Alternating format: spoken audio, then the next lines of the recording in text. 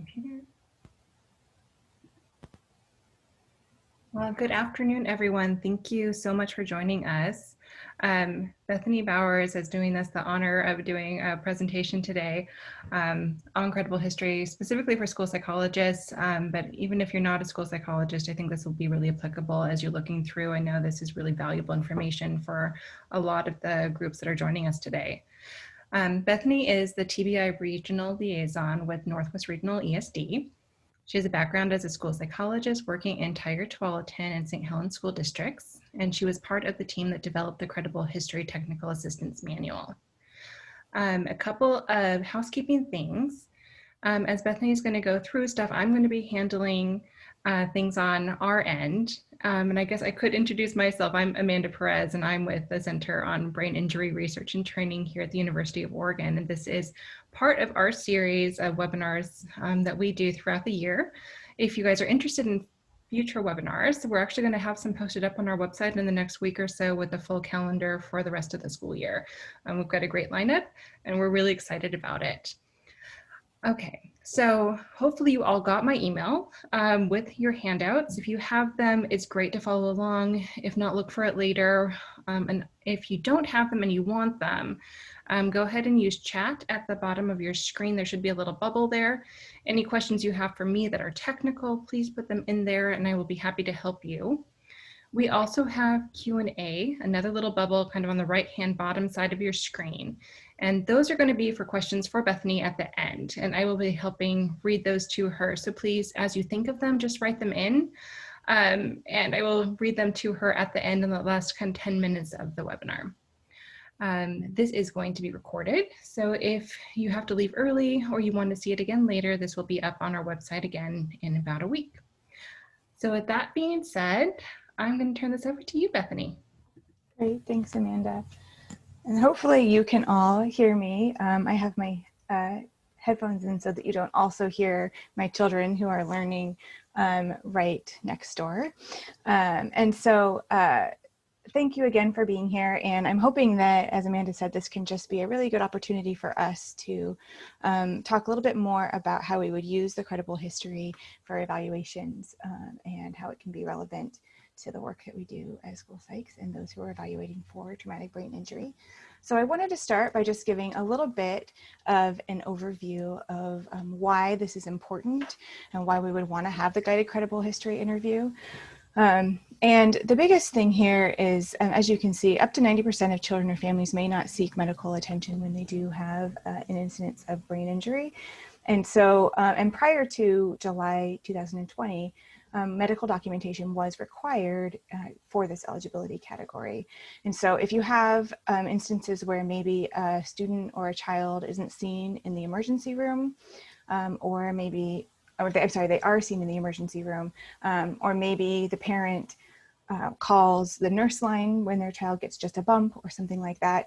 And then later, when we're seeking a medical statement as the evaluators, what we find is that the doctor is hesitant to sign off on TBI because maybe they weren't the one that saw the child, or maybe you know, the information from the nurse's notes didn't make it in or something like that. Or also there's instances where families just didn't seek medical attention because they didn't think that it was a big enough issue, or they couldn't for whatever reason. So what we have found often is that pediatricians and nurse practitioners are then hesitant to sign off on that medical diagnosis. Another reason might be that the brain injury itself happened years before evaluation concerns arose, and so it can be hard to track down that information later, especially if it's a situation where the child has moved states or countries even at times. And so tracking down those records can be really challenging. And then often we'll have missing documentation or records, or incomplete records if there's mobility and movement involved. Another thing that often happens is that it's noted in the developmental history, like, oh, well, you know, this child had X, Y, or Z happen, but then thinking, how am I going to track down that information is just incredibly difficult. So that's sort of a little bit behind why we thought it would be good to move toward the guided credible history instead of just medical statement. And then what I have here is just a little bit of an update about what that legislative change looked like. And this is the way that it is written now. You need either medical documentation of a traumatic brain injury or a significant history of one or more traumatic brain injuries reported by a reliable and credible source and or corroborated by numerous reporters. In a case when medical documentation can't be obtained or when the individual did not seek medical attention, we can now use a credible history of TBI, and we do that through a guided interview. The other thing, of course, that must also be apparent if we're looking at special education is that we need to have educational impact as a result of it, not just evidence of the brain injury, and that's just something to keep in mind as we're evaluating as well. And then the other thing that I like to note here is that the preferred method of establishing eligibility is still through medical statement. But if we do go this route, you just need to show that either the medical documentation doesn't exist or that there were lots of efforts made toward gaining that medical documentation. So the credible history is much more difficult to establish than a medical statement would be. So it should be a multidisciplinary team responsibility to establish this. And I mentioned that only because you want to make sure that you have a skilled interviewer, but then you also have the support of others on the team if needed. It does require a skilled interviewer to know how to ask certain questions and to ask pointed questions in multiple times in a variety of ways, and that will help to establish the details of the TBI. I've listed on this slide here things that are required for this interview process, and that is that the interviewer must be familiar with the acute and latent symptoms related to TBI, so those that would appear right away as well as those that might take longer to appear. You should have documentation of one or more TBIs with ongoing symptoms and behaviors that persist beyond the incident. It should be reported by a reliable and a credible source, and then corroborated by more than one reporter. We'll talk a little bit more about that later and what that could look like. And then clear and consistent details of the incident should be present. Along with that, some preferred things for this interview would be self-parent report through a structured interview. So having some kind of structure and questions that are that you know will hit all the things that you need to ask. A comprehensive health history included so that you can get more developmental as well as medical history for the student. Pointed questions asked in a variety of ways. And then having an interviewer that's able to drill down for comparison between that pre-injury and post-injury functioning. So having somebody who understands not just the symptoms and characteristics related to TBI, but then can help the parent to tease out what may have been present before and present after, which will really help you as you go to establish the impact of this injury. What I have here is to make things easier on us evaluators, we created a guided credible history interview form. And this is going to be something that is available to you all. It should be given to you with the handouts today. It's also going to be in the guidance document that comes out, the technical assistance document that comes out for this eligibility. But I'm going to show you, let's drag it over here. Hopefully you guys can see when I move it over here. That this document is the one that we put together. And the intent behind this is that it hits on all of those required and recommended pieces of the interview to make it easier for you as an evaluator to go through and answer the kinds of questions in a variety of ways, digging a little bit deeper, prompting some further conversation with you and the person being interviewed, and should really make it easier for you to hit all those points that are needed. If you would prefer to use your own document, of course, you are welcome to do that as well. But this is an example that was given in the hope that you can have something a little bit easier. So I'll go through it quickly, although you should also have a copy of it. But essentially, you have a brief developmental and medical history in case you don't have a separate one of those that goes a little bit deeper. This does hit on some of those for you. And then as it goes down to talking about injuries and illnesses related to TBI, there's a variety of potential injuries or illnesses on the left, and then when they happen, and then potential outcomes of those. And this is, again, to lead to further questions that might need to be asked of the parent or whoever the credible source is for this injury. You'll also note that on the second page here, it goes into things like sustained high fever, brain tumor, anoxia, meningitis, etc. These are not considered acquired brain injury that would qualify in Oregon under TBI because we need to have an external force to the head. But they are things that do impact brain development and are considered brain injury.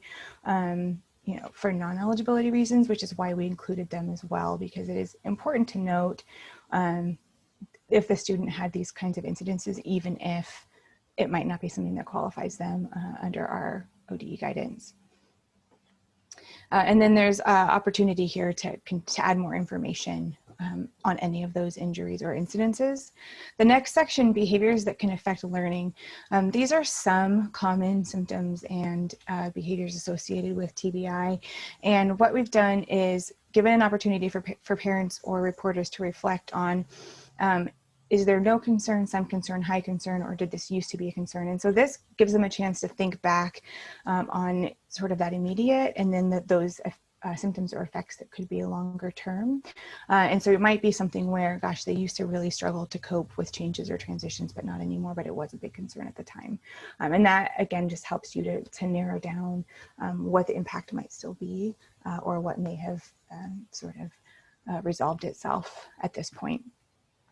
And so there's a series of behaviors or learning styles that are listed there. And then the next section on symptoms, these are intended to be more present and physiological kind of current symptoms. So the way that this scale is, you can note if it's not a problem, or a 1 would be maybe once a week, and a 7 would be like this is an everyday issue for this child or student. And this includes, again, more of those physiological headaches, dizziness kinds of symptoms, fatigue, things like that. And this helps you to see what the current impact of this injury is still for that child or student.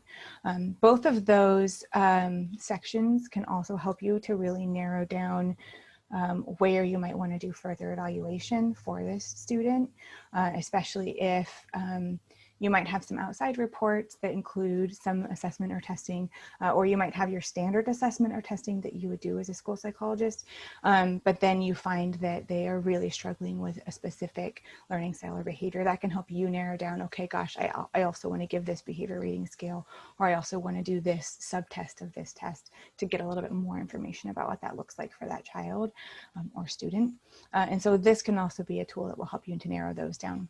And then lastly, under support services, this gives an opportunity for the parent to report any other testing that might have been done, any other resources or services that were accessed. The thing I like about this is that often other reports and evaluation measures exist out there, and we don't always know how to get them or what they are. And so if you are aware at least that they exist, it gives you another person to contact with so that you might not have to do as much assessment. You don't want to recreate the wheel if you don't have to, or your SLP might not need to do things because they were done before, or you can get input from the private SLP, and then your SLP doesn't have to do as much, etc. So that's just another way to report that. And then similarly, an opportunity to ask if the child has received any special education or 504 supports in the past so that documentation can be considered. There are times that a child may have received early intervention or ECSC services and were dismissed prior to kindergarten, at which point we don't always know that those records exist because they're housed somewhere else, or it's not always indicated in the child's file if they didn't transition into kindergarten with an IEP. And so I appreciate that question as well, because those early intervention files can give us a good amount of information about early development and help to provide some baseline information, which we'll talk a little bit more about later. And so again, this document you should have a copy of, and it's really intended just to hit on all of those points of the required and recommended pieces of the credible history. Let me go back to my slideshow. So I wanted to talk just a little bit about some of the things that are unique about evaluating a student with a TBI, because it is different from other evaluations that we do. For one, we are comparing performance with pre-injury functioning. And so we do have a baseline of information that we're trying to gather, and then that we can use to compare to see what's changed for that child. Often, if we're doing a typical evaluation, we're comparing a child's performance to a standardized sample or a normative sample, or to their peers in the classroom. And in this case, you're really comparing that student's performance to themselves in different developmental areas. You are also at times comparing them to others to determine SDI, but for the qualification purposes, you're also comparing them to themselves. Another thing that's different is that we put less attention on the ability scores of students for TBI. We tend to be more interested in their rate of growth over time when we're comparing them with their peers. And so I'm less interested in, is this a student who hits a certain cut score for a standardized academic measure, for example, and I'm more interested in how quickly is that student growing and learning when compared to their peers. And we'll talk a little bit more about that when I get to the academic portion and why that's important.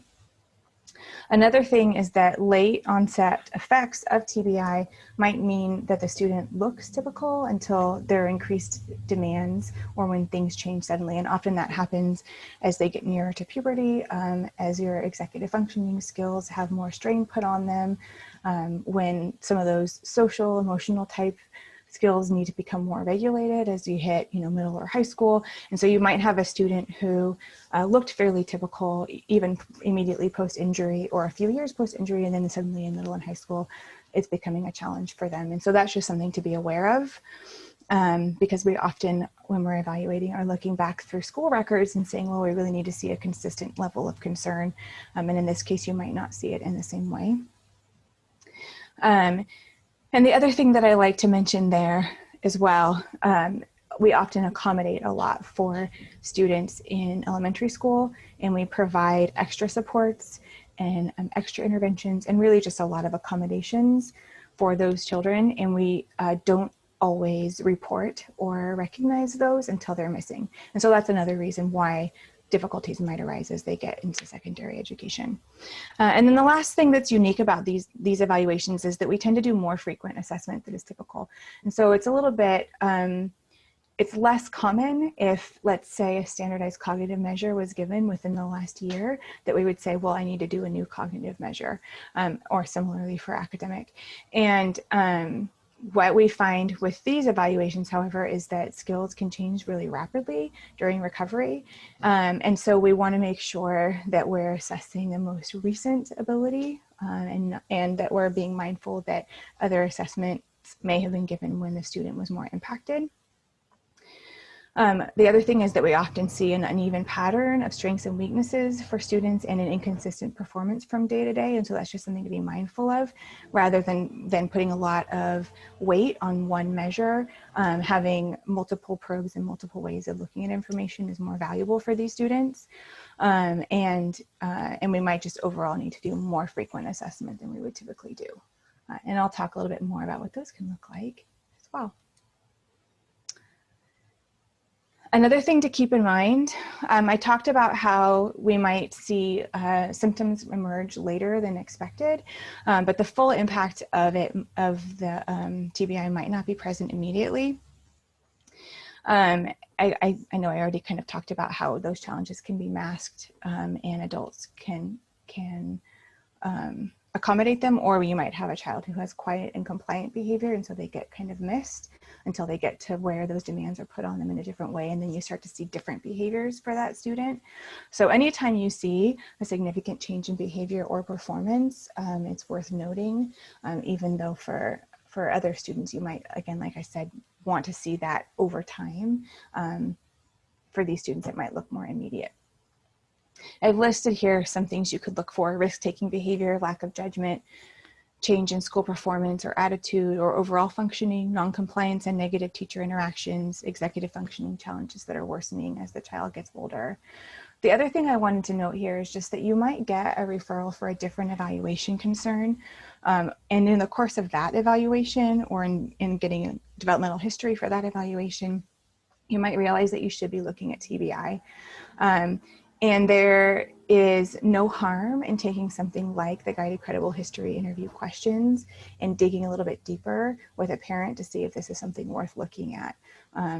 One thing I like about those questions is that they do provide some general information about where, you know, if a parent notes on a developmental history form that the child had a head injury, you could dig a little bit deeper, but that you can also ask about some symptomology, things that the parents maybe themselves hadn't considered.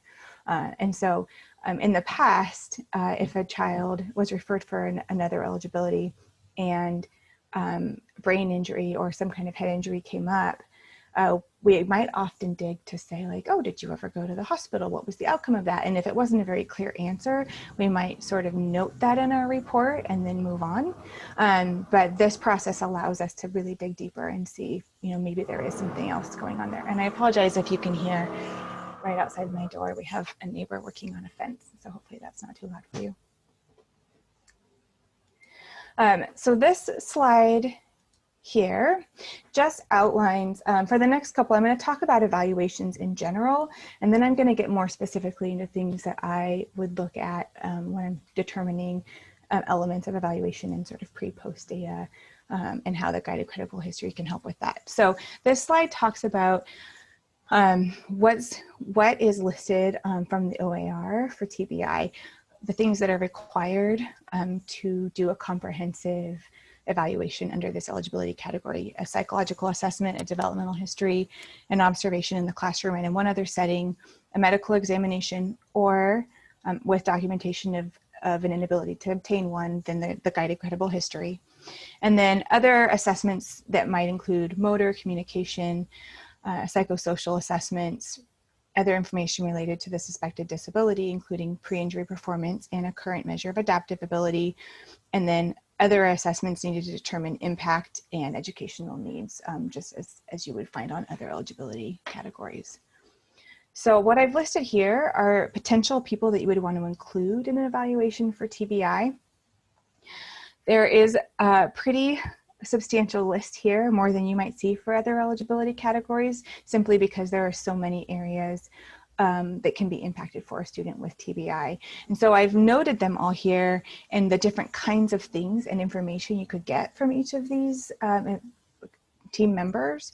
But the other thing I want to note is that sometimes a screening of some kind or an observation can be sufficient for involvement of these team members. Sometimes you'll get evaluation records from the doctor or hospital, and that will have sufficient data that's already been gathered. Sometimes an observation, like I mentioned, in the classroom or in another school setting is going to be enough for that team member to say, like, I think that the student, you know, I have enough information to feel comfortable saying I don't need to do more evaluation in this area. Similarly, you might have a situation where you excuse a team member, but then in further evaluation, you decide to pull them back in again because you have additional concerns in that area. But if I am getting a new referral for a TBI, I like to keep in mind that I want to at least touch base with each of these people and let them know that we have a new referral. And then if I am able to find medical records or previous records to show that maybe they had an OT or PT, but they don't need them anymore, or I might ask them to put eyes on them. And I would get consent, of course, from the parent for different team members to observe them. And then that might be sufficient. So I just like to keep this in mind.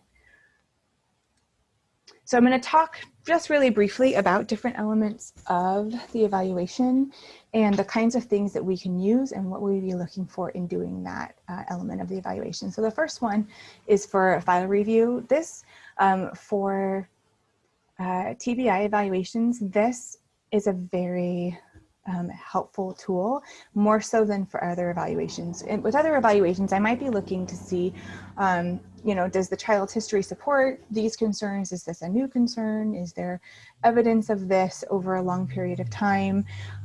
Especially for something like, you know, a learning disability, or if there's concern of ADHD, I'm expecting to see, you know, that it's sort of been happening for a while, and this isn't the first year that suddenly the child, you know, can't read or can't sit still.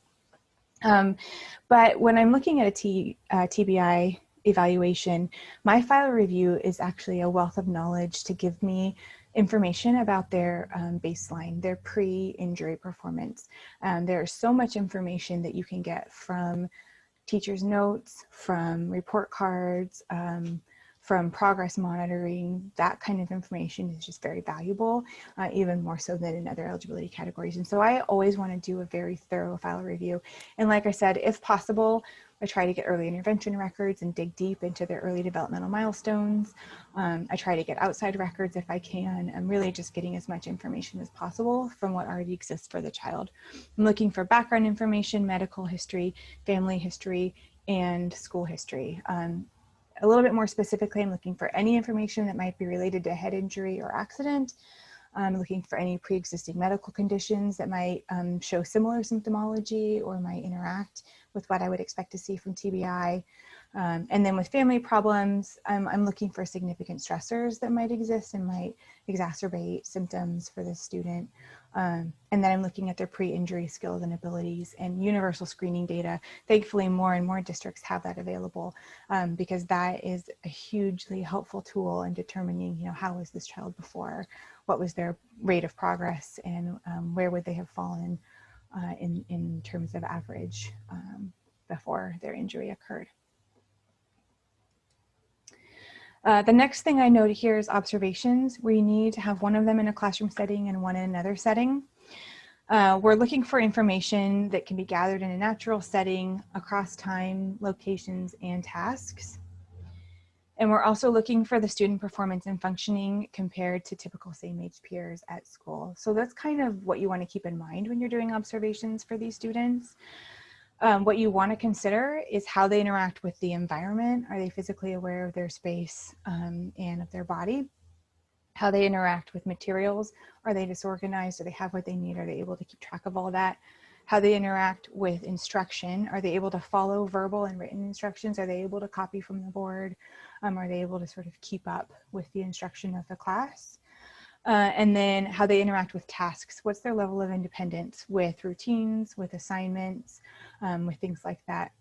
For all of these, you want to note the level of prompting that's needed from the teacher. So you want to, maybe the child can follow verbal and written directions, but the teacher has to come and support them in that. I would want to note that for the observation as well, especially if there are accommodations that the teacher is naturally doing because they're a really great teacher, or they're explicitly doing because they've heard that will help this child. I really want to make sure I note those as well. The observations that we do for these evaluations can really help to inform instructional strategies and accommodations going forward, and that's one of the reasons why they're so valuable. And then, yeah, I think that's all I want to say about that. Okay. Another thing that we use with these evaluations are checklists and behavior rating scales. The purpose of these is progress monitoring for intervention and then having a measure for behavior, social, adaptive, or executive function. We can use informal rating scales, and that might look like, something like a check-in, check-out form, a class chart. They're usually tailored to specifically for student and their behavior. The other nice thing about informal is you might be able to have the student rate themselves as a way to evaluate their self-perception and self-awareness, and that can be a useful tool. And then we also have our formal rating skills, which will include, your adaptive measures like an ABAS or a Vinland, and then your behavior rating skills, maybe a BASC, or a social emotional measure, the SSIS, SEL is a good one, a Connors. Your executive functioning measure, we often use the brief, or you could use symptom specific skills like a RADS, an RCMAS, a CDI, things like that. And then that's a way that you can sort of measure them against same age peers as opposed to against themselves. The bulk of what we do in a normal evaluation will be these individually administered standardized norm reference assessments. So that's going to be maybe your cognitive or academic assessments. I'm going to talk a little bit more specifically about these in just a second. But these are going to look like, ways to assess cognitive, memory, language, visual, spatial, psychomotor, or academic abilities for the child. What we find with these students is that the scores that they obtain are often inconsistent with their daily functioning. I'll talk a little bit more about that later, but essentially you're assessing them in a separate setting where you're often acting as the frontal lobe for that student. You're helping them to pace, you're helping them to regulate, you're providing direct feedback, and you're organizing the task for them. And so they might show in that setting with you their potential, but then in the classroom without that setting, you often will see much more difficulty than you would see for another student who didn't have the brain injury. And so what we find is that global scores for these kinds of measures are often not accurately representative for TBI students. We often see uneven patterns of performance from them, and more of those splits in strengths and weaknesses across measures. And so for these students, I tend to look less at their global overall scores and more at specific strands and subtest scores, and use that to help interpret and guide my assessment of how this student is impacted. The other thing that I like to keep in mind is that these students, when you are doing assessment with them, they might be quicker to fatigue. They might show frustration as they come upon skills that are especially challenging for them. They might have difficulty with impulse control. And so it really helps to build in breaks, to give them time to respond, to really work to build rapport and trust with them. And then again, to test them in a distraction-free setting where you can have some focused attention with them. Okay, so more specifically looking at a few different types of measures and what we would expect to see for these students. Under cognitive assessment, we often see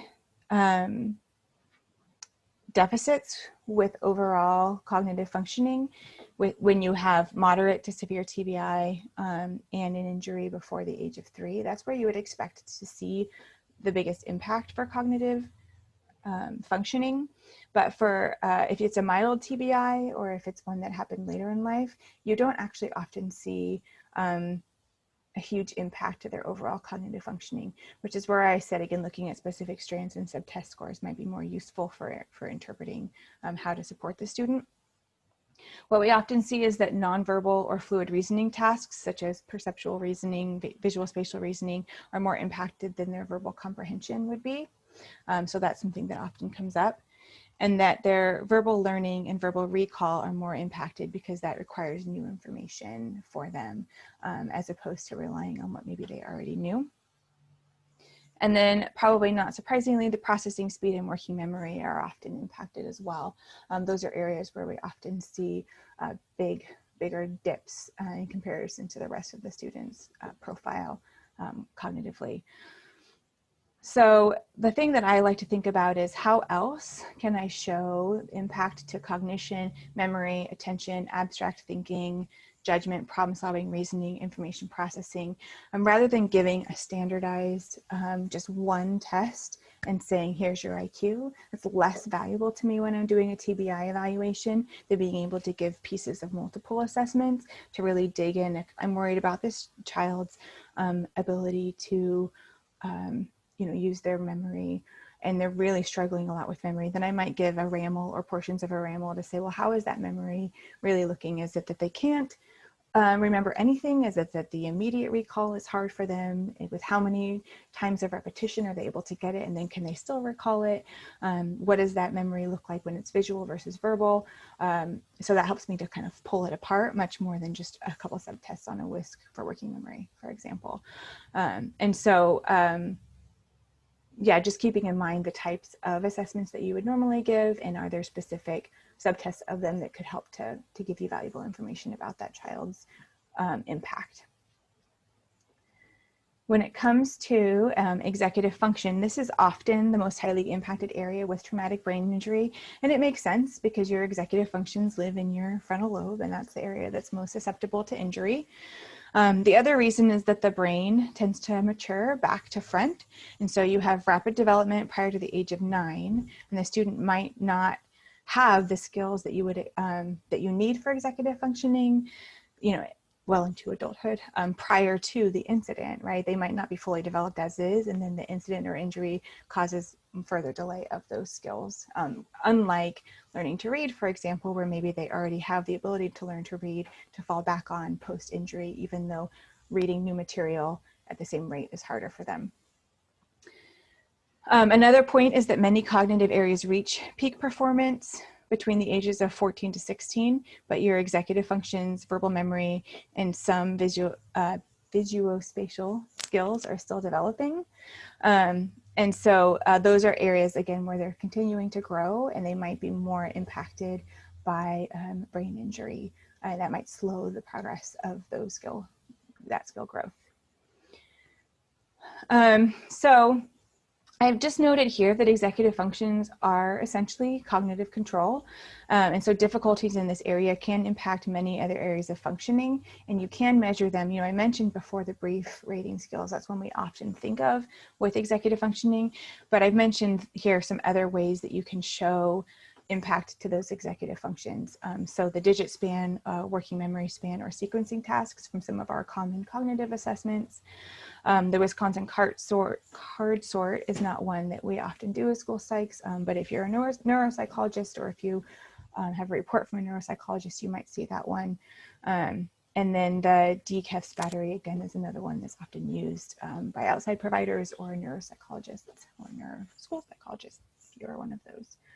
And then lastly, I wanted to just note about academic assessment. I know I mentioned this before, but we tend to see most impact on skills that are learned after the injury. And we tend to see most impact on fluency and timed measures. So again, some of that requiring processing speed and working memory. And then overall, standardized academic measures might not show neurolearning. And so it's a less accurate measure of impact. And what I mean by that is that oftentimes we're giving a standardized academic measure where we're asking them, you know, we're comparing them to a normative sample, and we're asking them by nature of that assessment to, you know, start easier with things they've already learned and then move into information that maybe is beyond their grade level. But to fall into the average range on these measures, often you need to have a general understanding of what would be expected to have learned for your age. And so if the student was functioning pretty typically up until the point of injury, and I'm giving an academic measure, they are likely to show up in the average to low average range if the injury is fairly recent. What it won't show me is any new learning that's happened in that child's classroom in the last few months and how they're absorbing and gaining that new knowledge. And so academic assessment can be useful to really compare them to a normative sample, and it can be useful to show long-term progress and how they're functioning. But I always want to consider things like curriculum-based measures and how they're performing on those tasks, or progress monitoring measures, because they're quick, easily administered, low-stress environments by known adults typically. It allows us to show pre and post skills, especially if we have a screening available. And then it can prevent fatigue from some of those more intense standardized assessments. And it really does allow us to see then that rate of growth and learning for the child in a way that the standardized academic measures really can't.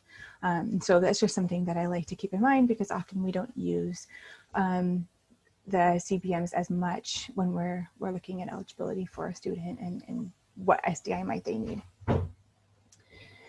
I wanted to show an impact evidence chart. And this is something that I, as an evaluator, have started putting together and working on just as I've gone through evaluating students for TBI. It is not complete yet. And I apologize, because I was really hoping to finish it up this week and have a copy for you guys. But as I'm sure you can appreciate, in the time of COVID, things are unpredictable right now. And so I'm going to show you an example of what this looks like.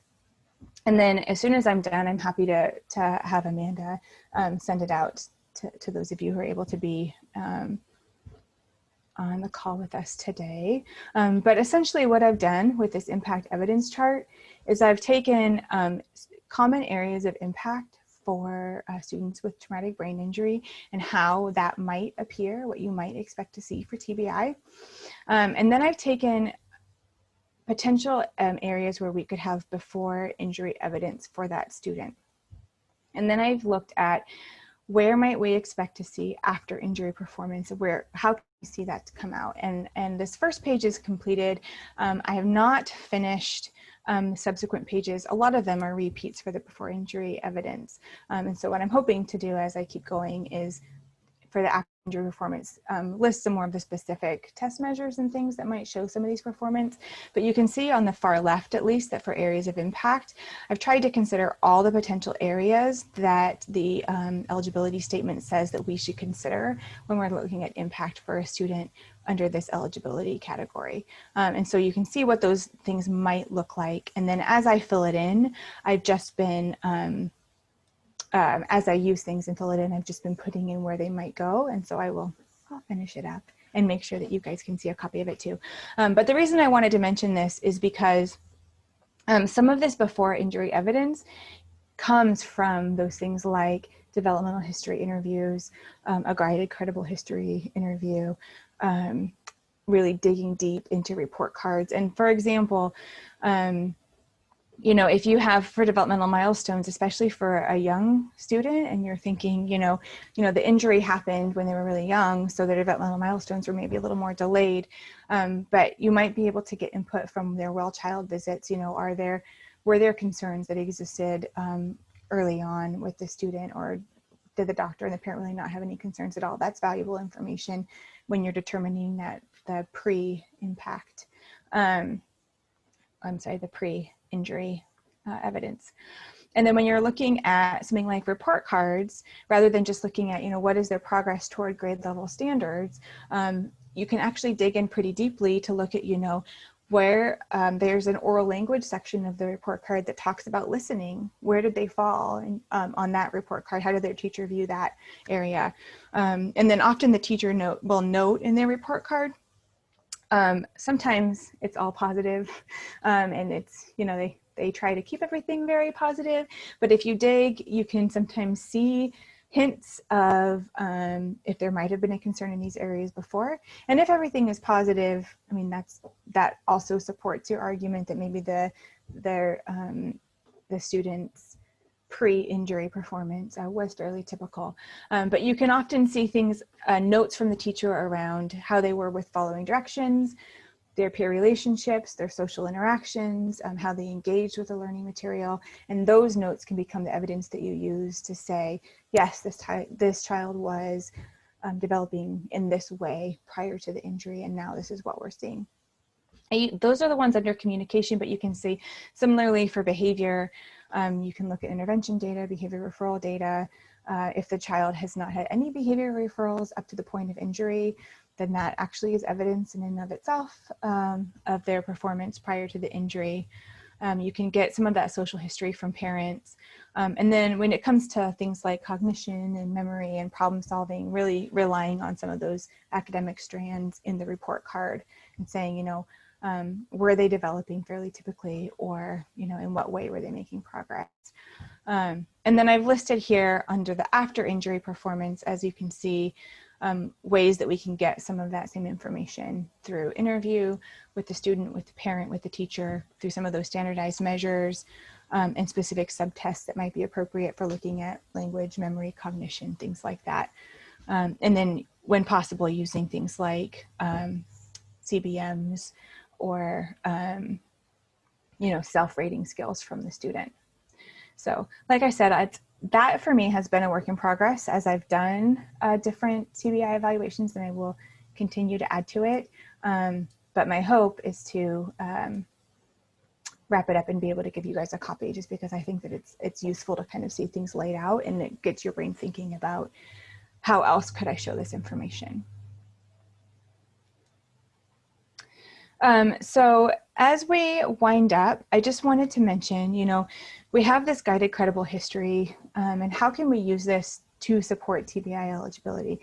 When we were going over it, I kind of talked about this already, but it can help you to gain a better understanding of the child's current functioning. You know, where are the current areas that they maybe are still having some physical impact of this, or some learning needs that are a challenge, and and that's new for the child. It can help you to establish what external supports exist for the child, not just in their family, but then also out in the community if they have mental health supports.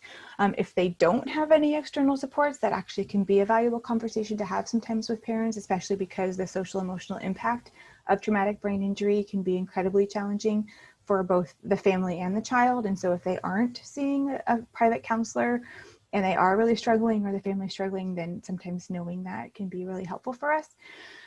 It helps us to document incidences of brain injury that might not qualify as TBI.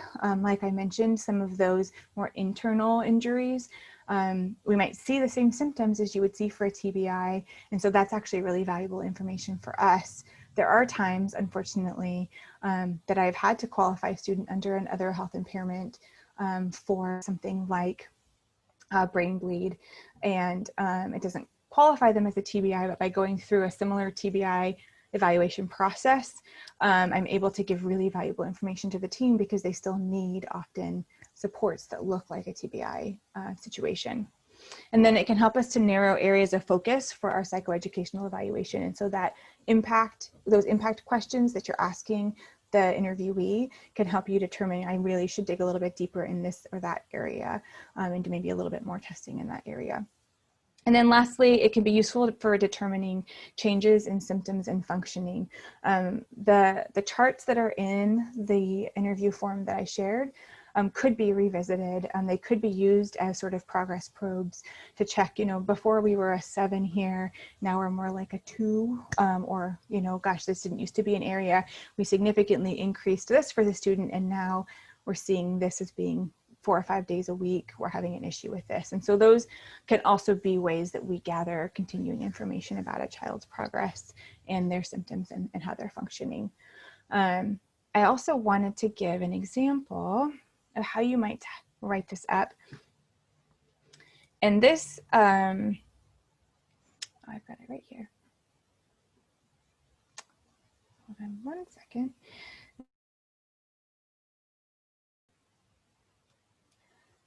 Thing that I think you guys got a copy of, and also will be in our guidance document that comes out from ODE. But the thing that I like about this report example is it kind of just shows you how you could write it up if you do use guided credible history for determining eligibility. So you can see that this is what it looks like with a medical statement here. The doctor states this, which is what we would have done before. But now you can have, a report of this accident that resulted in a possible brain injury was provided by the student's mother. And it kind of describes what happened around that accident. No medical attention was provided. And parent just thought he had his bell rung, so that's some of that, the clarity around the actual incident itself that's required. What exactly happened, it should be clear. There wasn't medical documentation that existed, and so they did a structured interview to do guided credible history. And then what you can see in this section is that they gave explicit details about what that looked like. The interview was completed, asking questions about the accident, including these kinds of questions. You could summarize that. And then in this example, they included a chart similar to the one that I have created, where it talks about, for these different areas, before injury, what do we know about that student? And then after injury, has this changed? So this can be a valuable tool to stick just into the report to show sort of a summary of that interview process as reported by the parent. And then in this instance, the teachers also gave feedback on the before and after. Which reminds me, I did want to mention there was a point in the under the requirements of the eligibility that you do need to have incident reported from more than one source. And I know amongst my psych team that the question came up around what does more than one source mean and what can that possibly look like? And so I did want to mention that could look like interviewing a parent or a caregiver or a family member using this process asking questions from the student as well, doing a student interview if they have the capacity to do that with you, to talk either about what happened with the incident, what they remember about it, or about some of the symptoms and things they felt after the incident. That could be another source that would be considered credible. And then another thing that came up in our group was just using data if you have it. So if you have attendance records to show that the child missed a week of school post-injury, even if a medical statement didn't come or a doctor's note didn't come, but the student missed, X amount of days at this time, and then our nurse's log shows that they were in the front office 6 times in the week after that, complaining of a headache or something like that. Sometimes the data that we have also can act as a second source of, that injury occurred. And so just being aware that basically the qualification to have it be from more than one source is that we just don't want one parent reporting, we had this car accident, they got a brain injury, and now they need an IEP. It's kind of the intent behind that. So I think that puts us right at 10 minutes to go. So this is a great time if you guys have any questions that I can answer or anything else to share. I did put my contact information here. I'm always happy to respond to emails or messages as well if anybody has others as they go through an evaluation. Okay, well, thank you so much, Bethany. So earlier on, there was an anonymous attendee that wanted to know if you think we would need to modify this in distance learning. The evaluation. I'm assuming that's what this is referring to. Mm-hmm. What do you think on that one? Yes, I think that there are elements of the TBI evaluation that could be completed through distance learning. I mean, obviously you could do an interview with a parent. You could try to track down outside records if any existed. You could do some element of records review, talk to teachers, etc. But if you were going to be doing any kind of standardized measure with a student, then you would need to follow whatever guidance your district has for that. Some are doing limited in-person evaluation at this time, others are not. And you would also just need to be really mindful that some of the things that might cause a stressor for any student doing assessment at this time might be exacerbated for your TBI students. Another thing that's come to mind as we've been working with students around this learning platform is that it's a lot of electronic time, a lot of screens, and that can sometimes exacerbate injury and make things a lot harder. And so you might have different accommodations that you need to consider at this time and different ways of getting that information for your students just with distance learning. Great, thank you for speaking to that. All right, if anyone else has any other questions, this would be a great time to put that into the Q&A at the bottom of the screen. Oh, looks like another one came in just as I said that. Right. Another anonymous attendee, or perhaps the same, that we had a parent report their child having had a TBI at age 18 months. The student is now 9 years old. We have no medical documentation, but are trying to get some. Any ideas about how to assess pre-morbid functioning or if that is even possible? The parent is not a great historian. Yeah, that is a challenge, especially because there is that piece of like, what does this even look like? How do I know if this child was developing typically, or even, if they've gone off their trajectory for development? And if it's possible, like I mentioned, to get notes from a doctor, if you can get a release of information, often a pediatrician will have like well-child checks from the beginning where they have some documentation of, this child was developing fairly typically. I would also hope that a pediatrician would have some sense that maybe an injury had occurred, although that's not always the case. I think though, if you use a credible history interview and you talk through with the parent, like what are the specifics of the injury that occurred and what they noticed as symptoms afterward and what they noticed as lasting symptoms, that might be able to help narrow your thinking on it a little bit. And then even though getting that pre-injury piece might be hard, you might be able to show through the questions in that kind of document and the different ways and the detailed ways of asking them, and then combine that with sort of a pattern of learning that you might expect to see from TBI, and that could be a way that you also demonstrate that this could be a valid concern for that student. And then in terms of the multiple reporters, if there's any way that there's anybody who can corroborate besides just the one parent that this injury actually occurred, I think that would be helpful as well. Thank you. And then it looks like from Tyson Arian, says, what does and or corroborated by numerous reporters mean, specifically the and/or part? It sounds like we need corroboration, or does it? Mm-hmm. Yeah, and that's the part where, like I was saying, if you can get the student to interview and share that, yes, this incident happened and this is what they experienced, then that could be a second corroborating person, or sometimes the data itself from attendance logs or from a nurse's report or something can help to be sort of that second source of information. I think, like I said, the intent behind it is that, like the previous question asked, if you have a parent that comes in and says, oh yeah, this happened, and they were a baby and now they need this, we would really want more than just the one parent's input to say that. So again, it could be the child's pediatrician, it could be even if they don't want to sign off and say TBI, they might remember that something had happened with this child. It could be another family member saying, yes, this occurred, or the child themselves remembering that it happened, although maybe not at 18 months old.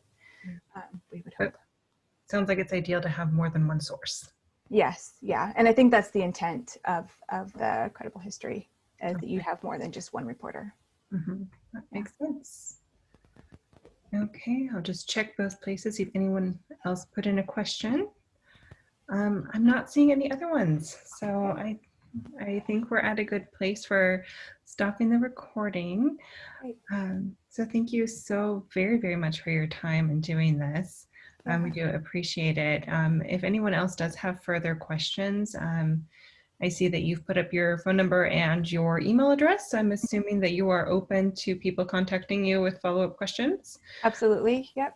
Okay, and then I would also say, if you guys are interested in anything further from CBER, you are certainly welcome to email me as well. You should all have my emails that I send out to you, so feel free to respond if you have any further questions. So thank you again.